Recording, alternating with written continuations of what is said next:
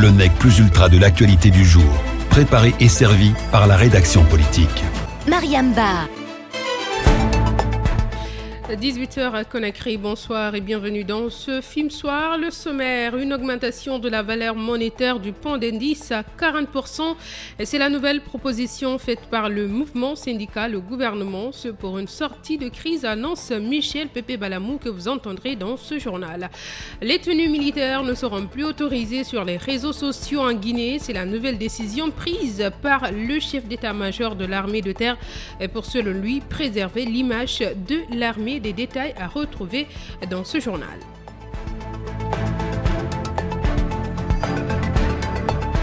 Une nouvelle fois, bonsoir et bienvenue à tous. L'Assemblée générale hebdomadaire de l'Union des forces démocratiques de Guinée, UFDG, s'est tenue ce samedi à son siège à la Minière. C'est dans une salle pleine à craquer que des responsables du parti ont à tour de rôle pris la parole. Les préparatifs des festivités liées aux 16 ans de Cellou Dalein Diallo à la tête de l'UFDG et les futures échéances électorales étaient entre autres sujets à la une de cette rencontre politique. Souleymane Diallo et Adama Ba y ont assisté.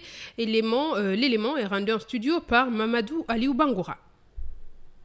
Après la présentation des différentes fédérations, des remises de satisfecit à des personnes qui se sont distinguées au sein du parti, c'est Cellou Baldé qui a pris la parole. Sur l'organisation des prochaines élections, le responsable des fédérations de l'intérieur du pays n'y est pas allé de main morte. On entend que c'est le ministère de l'administration du territoire qui va organiser les élections. Et ça aussi, rassurez-vous que c'est bien. Nous ne l'accepterons pas, ce n'est pas possible. L'administration du territoire n'organisera pas les élections pour sortir de la transition. Sur un ton caustique, Cellou Baldé s'adresse aux militaires et à tous les adversaires politiques de l'UFDG. Que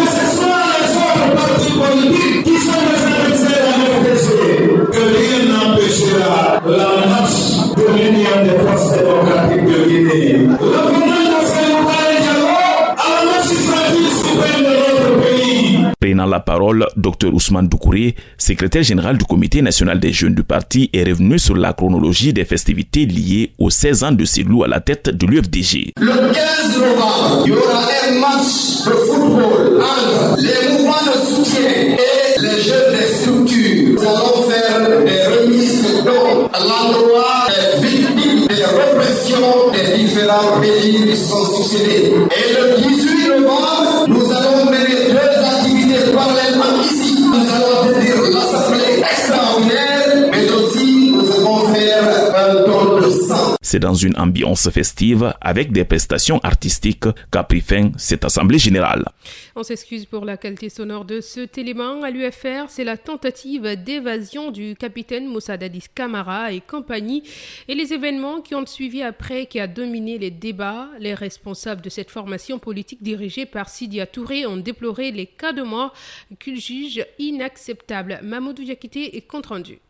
Vive l'UFR! Vive l'UFR! Vive le président Sidia Touré! Vive le président Sidia Touré! Ce samedi encore, ils étaient nombreux les militants à répondre présents à l'Assemblée générale hebdomadaire de l'UFR. C'est le responsable chargé de la communication du parti qui a pris la parole en premier, Fodé Baldé. Vous venez d'apprendre qu'effectivement, le mouvement syndical a suspendu, disons, les négociations avec le patronat parce qu'ils estiment que le bureau, l'équipe dirigeante du patronat a un mandat qui arrive à expiration. Et ce sera entendu de rapporter cela en 2024. 2024, c'est la sommation des crises. Les crises politiques, les crises syndicales qui viennent s'ajouter là-dessus. Les cas des morts enregistrés en marge de la tentative d'évasion de l'ancien président du CNDD et compagnie ont été aussi évoqués à cette rencontre politique. Tidjane Conté, membre du bureau politique national de l'UFR. L'armée, c'est pour protéger le pays. Vous avez suivi quelque chose de scandaleux, d'incompréhensible, qui s'est passé le 4 novembre à la maison centrale. Cette fillette de 6 ans sur laquelle on a tiré à bout portant un militaire parce qu'il a eu le malheur d'être avec sa maman pour accompagner leur papa à l'hôpital. Et ce qui est vraiment incompréhensible, c'était dans une ambulance. Par ailleurs, les cadres de l'Union des forces républicaines ont invité les autorités de la transition à œuvrer pour le retour des exilés politiques et à ouvrir un cadre de dialogue inclusif en Guinée. Je vous le disais dans les titres, le mouvement syndical n'est nullement divisé sur l'acceptation ou non des 30% proposés par le gouvernement sur la valeur monétaire du point d'indice. C'est du moins la précision que le secrétaire général du syndicat national de l'éducation a apporté ce samedi. Joint au téléphone par notre rédaction, Michel Pépé Balamou a également indiqué que des propositions ont été faites au gouvernement pour une sortie de crise, notamment l'augmentation de la valeur monétaire du point d'indice à 40%. Aboubakar Sidiki Kamara nous fait le point.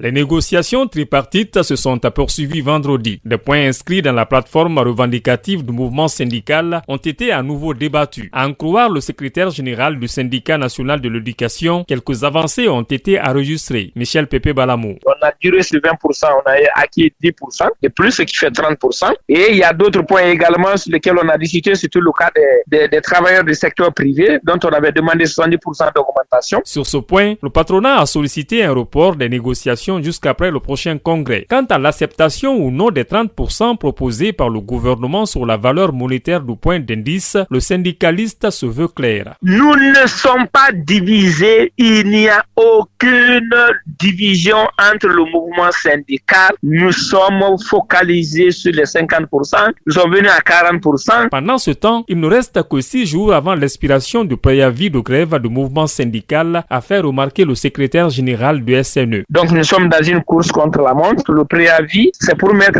de la pression sur le gouvernement à l'effet de trouver une solution négociée pendant les 10 jours. Et passé ces 10 jours, le mouvement syndical se réservera le droit de mettre un avis de grève. Pour ne pas en arriver là, les représentants du gouvernement devront remonter les propositions faites par le mouvement syndical pour la suite des négociations prévues ce lundi. Il est désormais formellement interdit aux militaires de se photographier avec leur uniforme et de mettre ces images sur les réseaux sociaux. C'est la décision prise par le chef d'état-major général de l'armée de terre, Bala Koevogi. Il est également interdit aux femmes militaires de faire des vidéos en tenue sur TikTok et d'autres canaux de communication.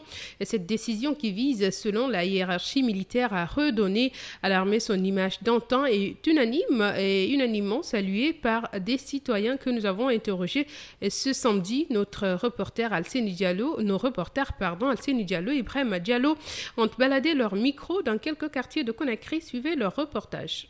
Selon le communiqué rendu public vendredi, cette mesure entre en vigueur ce samedi. Les militaires, hommes ou femmes, n'ont plus le droit de poster leurs photos sur les réseaux sociaux avec leur uniforme. Rencontré dans son salon de coiffure, Alphonse Bongona, enseignant, dit ce qu'il en pense. Porter pour faire TikTok, pour faire autre chose, il y a assez. Par exemple, les filles sont ici, des amis donc ils ont évolué ensemble. Ils sont logés ensemble, elle vient, elle n'est pas mariée, elle peut prendre sa tenue. La tenue là peut sillonner parmi les 3 filles ou 4 filles. Donc c'est moi, à cet avis, je dirais que c'est une bonne décision de la part générale. Mettre ses photos sur les réseaux sociaux en étant en uniforme est un risque pour les militaires, estime Daouda Kamara. Je peux dire que de toute façon tout le monde est ciblé. Toi en tant que militaire, tu peux faire des actes. Il y en a de ces citoyens qui vont dire que franchement ce que tu as fait c'est pas bien. Et il y en a un qui peuvent garder une dent contre toi. À travers ta tenue, ils peuvent localiser même ta famille là où tu es. S'il y en a quelqu'un qui veut te faire du mal, il sera obligé de le faire parce que déjà tu es sur Facebook, il sait que tu es militaire. Il peut te localiser partout. À quelques pas de Daouda, nous avons croisé un autre citoyen qui a requis l'anonymat. Pour lui, cette décision a été prise dans l'unique but de protéger les forces de défense. Je pense que c'est juste et que c'est fait pour protéger les forces même de sécurité parce que n'importe qui peut porter une tenue et aller attaquer n'importe qui. Et là, c'était un homme en tenue. Parce qu'à mon avis, la tenue, c'est un symbole très fort que l'on porte quand on est en fonction. Le général Koevogi prévient que tout militaire qui n'observe pas ces mesures s'expose à des conséquences graves. Un enfant de 6 ans a été kidnappé hier à Sigiri, égorgé par ses ravisseurs et finalement abandonné dans la brousse. Les faits se sont déroulés à Boukaria, une localité relevant de la sous-préfecture de Kintignan, située à 30 km du centre-ville de Sigiri. La victime a été sauvée de justesse par son père qui était à sa recherche, selon Dr Abdoulaye Bassirou Kondé, médecin d'appui au service des urgences médico-chirurgicales de l'hôpital préfectoral de Sigiri. L'enfant est préemptoire de danger. Il invite les citoyens à la vigilance afin que les malfrats soient arrêtés. Reportage Mbani Sidibé. Mamoudou Keïra, âgé de 6 ans, c'est le nom de la victime qui a échappé de justesse à la mort. Son père et lui se sont rendus au marché dans le but de lui trouver une paire de chaussures. Après quelques pas de marche, le père a laissé une distance entre son enfant et lui sans se rendre compte. Et Mamoudou Keïra sera kidnappé par 2 inconnus. Dr Abdoulaye Bachir Kondé, médecin d'appui au service des urgences médico-chirurgicales de l'hôpital préfectoral de Sigiring, explique comment cet enfant a été retrouvé. L'enfant est sorti avec son papa. L'enfant était derrière, lui était devant, qui n'a pas vu son enfant à côté de lui. Et il a vu une dame, la femme dit qu'il y a 2 jeunes qui sont passés sous la moto, ils ont pris un enfant, mais l'enfant pleurait. Le chemin sur lequel la femme les a montrés, ils ont emprunté le même chemin. Les malfrats, ils étaient en brousse avec l'enfant, ils ont égorgé l'enfant, mais seulement ils n'ont pas touché les grosses veines. Quand ils ont entendu le bruit de la moto là, c'est ça qui les a effrayés. Il a pris l'enfant directement, il est parti au centre de santé de Kintignan. À en croire le médecin, la vie de l'enfant est hors de danger. Dr Abdoulaye Bachir Kondé invite les citoyens de Sigiring à la vigilance. L'enfant, on peut dire qu'il est hors danger, mais on sollicite encore au chef de centre. Il n'a qu'à envoyer l'enfant à l'hôpital préfectoral de Sigiring pour un examen complémentaire, parce que c'est la gorge, il faut un spécialiste au moins pour regarder très bien. Le préfet de Sigiring a pris sa disposition contre les bandits. L'attaque interminable qui était à Sigiring ici, ils ont disparu. Ils veulent changer la forme du banditisme, du kidnapping maintenant des enfants. J'interpelle encore le comité de veille. Ne regardez pas seulement le problème des attaques, mais mettez en tête encore qu'il y a de mauvaises personnes parmi nous, comme les personnes pareilles. Donc il faut les démanteler. La victime continue de suivre le traitement. Les autorités judiciaires de Sigiring ont promis d'ouvrir une enquête afin de faire la lumière sur cette affaire. La consommation de la chicha, cette substance très nocive pour la santé, prend une proportion inquiétante en Guinée, surtout chez les élèves. Pour freiner ce phénomène, plusieurs actions sont entreprises par l'Institut itinérant de formation et de prévention intégrée contre la drogue et autres conduites addictives. C'est ce qu'a fait savoir ce samedi le directeur général de cet institut. Selon Dr Tchernoba, qui est intervenu dans l'émission Planète Enfance, la fumée de la chicha est encore plus dangereuse que celle de la cigarette. Sa consommation peut donc exposer à plusieurs maladies, a-t-il prévenu. Mawa et Vassila, décryptage. Depuis février 2023, l'Institut itinérant de formation et de prévention intégrée contre la drogue et autres conduites addictives, en collaboration avec le ministère de l'enseignement préuniversitaire, mène une enquête sur la consommation de drogue au niveau scolaire. Dr Kernoba, directeur du dit institut, revient sur les résultats de cette enquête. Nous avons enquêté dans 280 établissements d'enseignement supérieur sur tout l'état du territoire national. Nous avons déployé 70 enquêteurs. La taille de l'échantillon était de 434 élèves âgés de 15 à 18 ans qui ont été enquêtés pour la consommation des substances, notamment la chicha. Selon Dr Tchernoba, la durée de session de fumage de la chicha est plus importante que la cigarette. Il explique. Lorsque vous consommez une cigarette, le fumage est environ de 8 à 12 bouffées pendant une durée de 5 minutes, alors que la chicha va être fumée une cinquantaine de bouffées et entre 30 minutes et 1 heure, ce qui est équivalent à 2 paquets, c'est-à-dire... Pour les personnes exposées à la fumée de la chicha, a conclu Dr Tchernoba. Et lancement ce samedi au Centre culturel franco-guinéen de la deuxième phase du projet Ressources éducatives en Guinée, initié par l'Agence française de développement. Ce projet vise à renforcer l'accès des élèves du primaire et du secondaire à un ensemble de ressources éducatives de qualité. Satisfait des résultats obtenus depuis le lancement de la première phase en 2021, le ministre de l'Éducation nationale et de l'alphabétisation s'engage au nom du gouvernement guinéen à accompagner ce projet. Je propose d'écouter Guillaume Awing. Ce succès illustre, entre autres parts, le développement de politiques publiques en faveur du livre et de la lecture à travers la conduite d'actions de plaidoyer, le renforcement des capacités des acteurs de la chaîne du livre en accompagnant la structuration de la filière locale, l'appui du renforcement de la capacité des bibliothécaires scolaires et publics, l'appui à l'acquisition des bibliomals, des livres de jeunesse et des fiches pédagogiques, la mise en place des actions de sensibilisation et de médiation permettant de faire évoluer la perception et l'usage du livre. Il est heureux de constater que ces succès entrent en droite ligne de refondation institutionnelle conformément à la lettre de mission de son Excellence. Monsieur le Premier ministre, Dr Bernard Goumou, sous la direction éclairée de son Excellence, Monsieur le Président de la République, le gouvernement s'engage à soutenir et à accompagner cet important projet. La conférence des partis sur les changements climatiques COP28 va commencer le 30 novembre et prendra fin le 12 décembre prochain à Dubaï. Les acteurs guinéens se préparent pour une meilleure participation de la Guinée à cette rencontre internationale.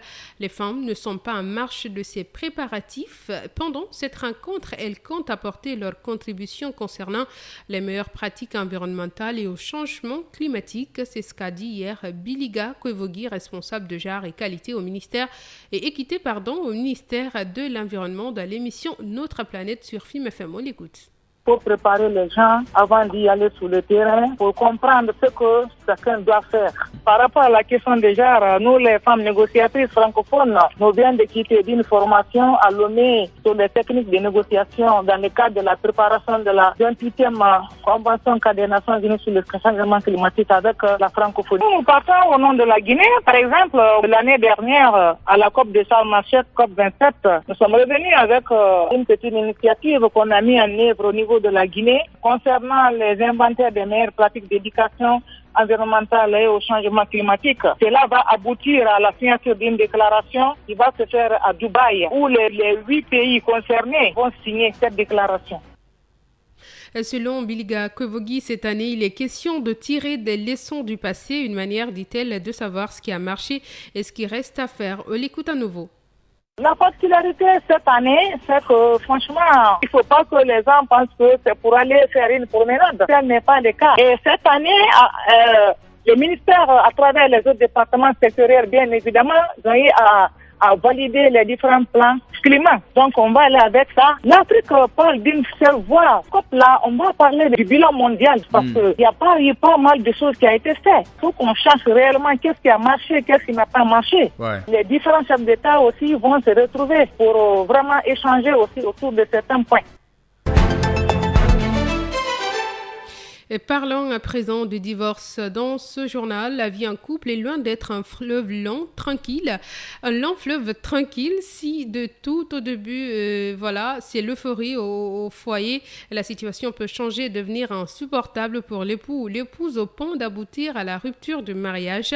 Mais avant le divorce, il y a une étape à franchir, a fait savoir le juriste Mamoudou Montesque Diakité, interrogé ce samedi à ce sujet. Selon lui, avant tout divorce, le juge saisi d'une telle affaire doit tenter de faire une conciliation en application des dispositions de l'article 321 du Code civil guinéen. Je propose de l'écouter. Alors, le juge est obligé dans la procédure de divorce d'essayer de rapprocher les deux, de trouver un terrain d'entente pour qu'ils puissent revivre ensemble. Et donc, il les appelle, il les écoute, il essaye de les conseiller de reprendre la vie commune. Si cela marche, il a mis fin à la procédure de divorce. Si cela ne marche pas, il a quand même 3 mois pour tenter, pour essayer de réconcilier les deux. Si ça ne marche pas, il a l'obligation de prononcer le divorce. Et si la conciliation ne marche pas, le juge civil peut prononcer le divorce qui entraîne des effets sur les deux conjoints. Le juge ordonne la liquidation et le partage des intérêts patrimoniaux des époux conformément à l'article 341 du Code civil, poursuit le juriste. Et pour la garde des enfants, le juge peut décider de les confier à l'un des époux qu'il en soit capable. Quand affirme Mamoudou Montesque Diakité, il peut même décider de confier la garde des enfants à un membre de la famille en cas d'incapacité des deux époux, enseigne le juriste. Je vous propose de l'écouter à nouveau. Et si les deux couples sont irresponsables pour garder les enfants, le juge peut décider de confier l'enfant à un membre de la famille, de l'un ou de l'autre conjoint, ou même simplement à un citoyen qui est reconnu pour sa probité morale. Mais l'autre conséquence aussi, c'est sur les tiers.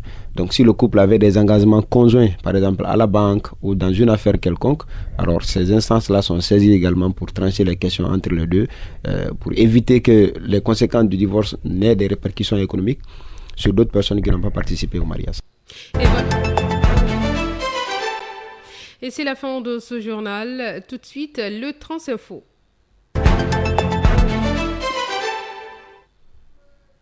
Au Cameroun, annoncé très malade et affaibli après des dénonciations de certains députés sur la gestion du budget de l'Assemblée nationale, Kavaye Yégué Gibril, le président de cette institution, était bien vendredi 10 novembre au perchoir à l'ouverture de la dernière session parlementaire de l'année 2023. Mais malgré cette présence, la session, qui sera consacrée principalement à l'examen du projet de loi de finances du prochain exercice budgétaire, s'est ouverte sur fond de polémique et d'incertitude. Ce samedi 11 novembre à Riyad, le président iranien Ebrahim Raisi a appelé les pays musulmans à qualifier l'armée israélienne d'organisation terroriste en raison de son opération armée dans la bande de Gaza. Dans son discours devant les dirigeants arabes et musulmans réunis dans la capitale saoudienne, Raisi a également demandé aux pays musulmans d'armer les Palestiniens si les attaques continuaient à Gaza. 18 des 19 prévenus jugés pour leur participation à un vaste réseau d'immigration clandestine du Vietnam vers l'Europe ont été condamnés vendredi à Paris à des peines allant du sursis à 10 ans d'emprisonnement ferme. Parmi eux, 4 Vietnamiens ont été condamnés pour homicide involontaire lors de la tragédie du camion charnier dans lequel 39 migrants avaient été trouvés morts en Angleterre dans la nuit du 22 au 23 octobre 2019. Et puis le président iranien Ebrahim Raisi est arrivé samedi 11 novembre en Arabie Saoudite pour participer au sommet arabo-islamique sur la guerre entre Israël et le Hamas palestinien dans la bande de Gaza, selon des images diffusées par la chaîne de télévision d'État saoudien et portant le traditionnel kéfier palestinien. À sa descente de l'avion, Raisi a été accueilli par des responsables saoudiens à l'aéroport pour sa première visite dans le royaume depuis l'annonce en mars du rétablissement des relations entre les deux pays. Et tout de suite, nous allons passer à la rubrique des faits et méfaits de la société. FIM Soir, le nec plus ultra de l'actualité du jour, préparé et servi par la rédaction. Depuis le mois de mai, il pleut abondamment en Guinée. 7 mois de pluie ininterrompue. Tous ceux qui visitent la Guinée sont impressionnés. Tous estiment à juste titre que Dieu a donné tout à ce pays. Des ressources sous le sol et sur le sol, ainsi que dans la mer, plus une pluviométrie sans égale dans la sous-région. Dieu a donné tout à la Guinée et la Guinée a refusé tout. Lorsqu'un Asiatique, quelle que soit la partie de l'Asie, séjourne en Guinée et qu'il constate l'obscurité dans laquelle les quartiers sont plongés, il tombe de nu. Ou lorsqu'on lui explique qu'il n'y a pas d'eau dans le robinet, il se dit que ce pays manque de 2 choses: des leaders qui montrent de la voie et des citoyens qui travaillent. Pendant ce temps, ce pays est d'une part la poubelle pour l'Europe et le consommateur pour l'Asie. Aujourd'hui, l'Européen ne s'encombre plus de ses objets usés. Tout trouve une destination qu'on appelle la Guinée. De la chemise à la chaussure et même le caleçon que l'Européen jette trouve un preneur en Guinée.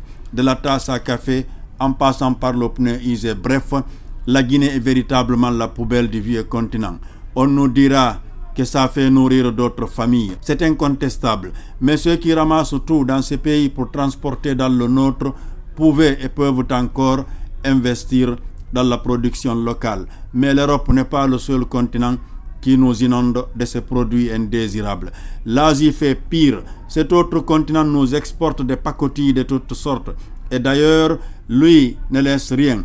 Il nous exporte du riz, lequel est désormais consommé jusqu'au dernier village de notre pays. Quand le Guinéen se remplit le ventre du riz asiatique, il monte sur une moto fabriquée en Asie. Quand il tombe malade, suite à sa sédentarisation, il se soigne avec des médicaments asiatiques. Plus que par le passé, nous sommes devenus des consommateurs de produits des autres continents et aucun changement ne se profile à l'horizon, puisque le pays se vide de ses bras valides. Les jeunes fuient massivement le pays, les uns pour le vieux continent et par la voie la plus périlleuse qui est la mer Méditerranée. Les autres pour le pays de l'oncle Sam. Là aussi, ils ont trouvé une nouvelle filière, celle de l'Amérique centrale.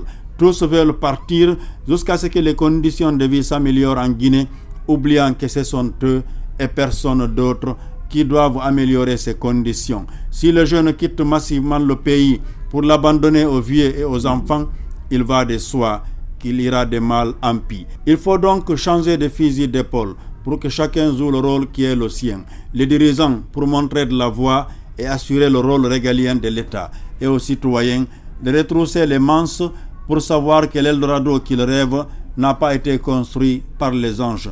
Ils l'ont été par les hommes, les patriotes en l'occurrence. Ce mot qui fait un défaut dans notre pays. Et merci à vous, Habib Yemberin Diallo, pour ces faits et méfaits de la société. Avant de clôturer ce journal, nous allons passer à l'invité de Film Soir. Film Soir, l'invité du soir. L'autre interview de Film Soir. Et l'invité de ce journal est Belaba, analyste financier. Il se prononce sur la récente baisse des taux par la Banque centrale, l'institution qui pilote la politique monétaire et financière de l'État. Le taux directeur est désormais à 11% et le coefficient de réserve obligatoire 13%. L'opération de baisse des taux engendre des répercussions au niveau de l'activité économique. L'invité répond aux questions de Mamadou Boye Diallo.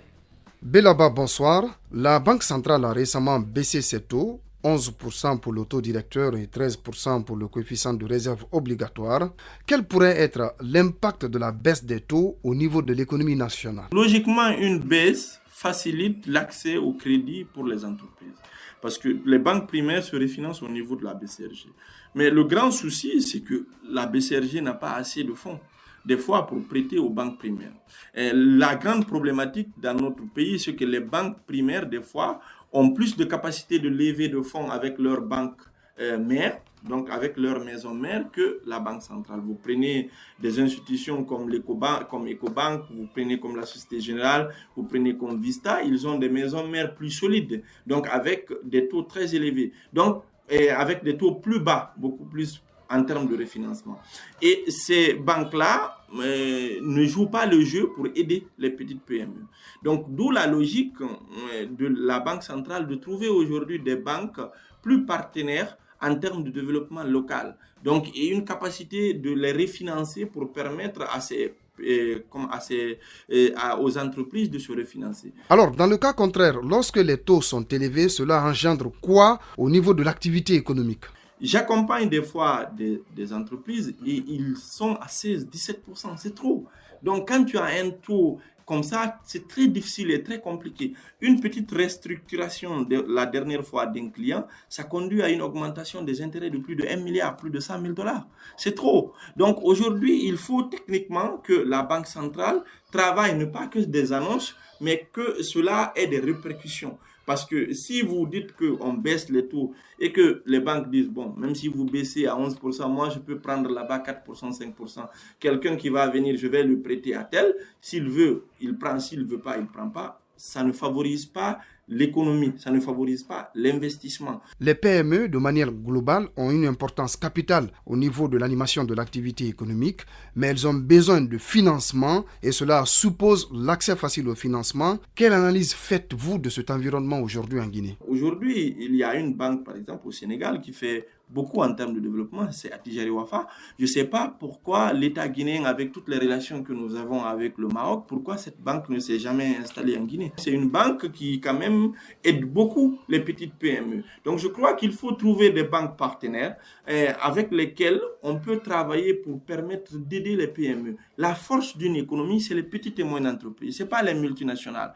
Donc, c'est des transporteurs au niveau des miniers, c'est des gens qui ont des catering, c'est des gens qui ont des petits magasins, c'est des importateurs. Ce sont ces gens-là qui font vivre l'économie. Pour terminer, la Banque centrale qui chapeaute la politique monétaire et financière de l'État joue un rôle important dans le cadre du dynamisme du secteur financier, notamment avec des banques dynamiques. Votre regard sur ce pan? Si vous regardez aujourd'hui en termes informels en Guinée, ce qu'on a, l'emploi qui est à ce niveau, c'est plus élevé que ce qui est au niveau des multinationales. Donc il y va de la responsabilité de la BCRG de travailler pour trouver des banques partenaires à travers lesquelles, quand il y a une baisse de taux, que les petites PME ressentent cela en termes de coûts de crédit pour favoriser l'investissement. Belaba, merci d'avoir répondu à nos questions. C'est un plaisir. Merci également à vous, Mamadou Boye Diallo. Cette rubrique met fin à ce Film Soir. Merci à l'ensemble de la rédaction politique, à Mamadou Aliou Bangoura pour la réalisation, Saramba à la technique. Les programmes se poursuivent sur nos antennes.